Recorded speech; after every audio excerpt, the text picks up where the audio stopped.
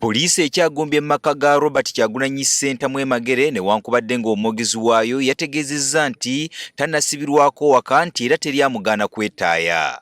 Twagala okutegeeza abantu bonna nti candidate Kyagulanyi aliwe e Magere e Kasangati mu Wakiso district. Tali under house arrest. Bwe tuba tuli baako arrestinga Kyagulanyi tuba tujja kubategeeza tubawe n'ensonga kulwaki twamukutte. Bano abatambula okuyita ku misanvu gya poliisi be babeera mu maka agaliraanye ewa Robert Kyagulanyi Ssentamu. Olwaleero Ssaabawandiisi w'ekibiina ki NUP David Lewis Rubongoya abadde agenzeeko ewa Kyagulanyi okumutwalira emmere kyokka tebamukkiriza wadde okusemberera ku kikomera ky'ennyumba ye. Tubadde tuzze kuleeta ebyokulya kutwalira mukyala wa pulezidenti waffe byetaaga ewaka n'abantu abalala abali ewaka. Naye unfortunately nga bwe mulaba waka we wakyaliwo emisanvu gya poliisi, wakyaliwo poliisi n'amagye beebunguludde ekifo ate ne munda mwe bali.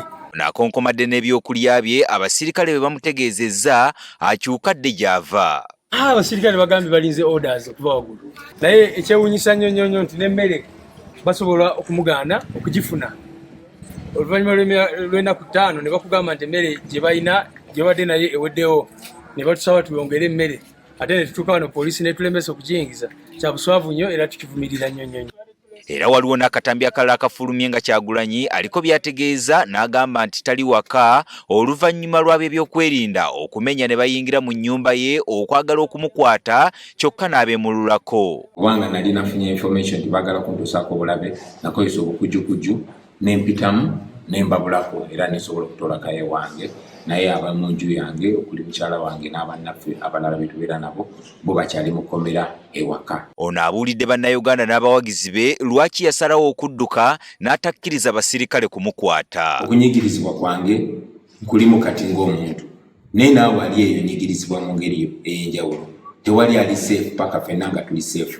Nkola kye nsobola mu busobozi bwange. Ensonga lwaki siri waka kubanga nayagadde mbere nga nsobola ocommunicatinga, mbere nga nsobola n'okwogera abantu ab'enjawulo n'okuliziganya ne bannange. Bwe mbeere waka internet bansaleko, amasimu bagasalako. So kimu ku nsonga lwaki siri waka sobola okubeera nga communicatinga ne bannange. Ono era awakanyizza ebyasomeddwa akulira akakiiko k'ebyokulonda omulamuzi Simon Byabakama ebyavudde mu kulonda ku ntebe y'obukulembeze bw'eggwanga. Omwami Byabakama bye yalangiridde si bituufu n'omulundi n'ogumu, tubiwakanya era tukubiriza bannayuganda bonna babisambajje babiwakanye kubanga si bituufu.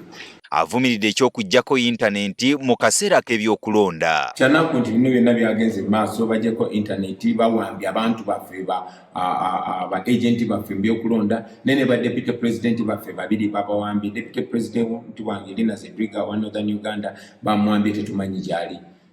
Deputy president waffe wa Western Uganda Jolly Jacqueline Kamushaba bamuwambye tetumanyi gyali. Bano bombi bakyala naye ennaku zino zonna tetumanyi kibakuumirwa paka essaawa zino. Wabula ebyokuddukira mu kkooti okuwakanya ebyava mu kulonda, Kyagulanyi agamba titabikkiririzaamu. Poliisi Uganda tetuzeesiga n'omulundi n'ogumu kubanga teziweebwa kitiibwa, tezeetengeredde era mujja kujjukira nti mu petition oba okwemulugunya okulonda okubaddewo abantu bangi, kkooti ziwadde ebiragiro bingi okukyusa mu nkola ey'okulonda, naye gavumenti ya Uganda nebisangajja amagye gawamba okulonda ne watabawo kikolebwa. So ffe essuubi tulina mu bannayuganda so si mu kkooti zino.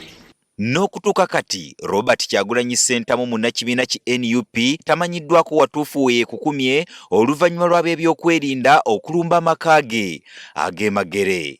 Gerald Damulira, Agafeeyo ku Spark TV.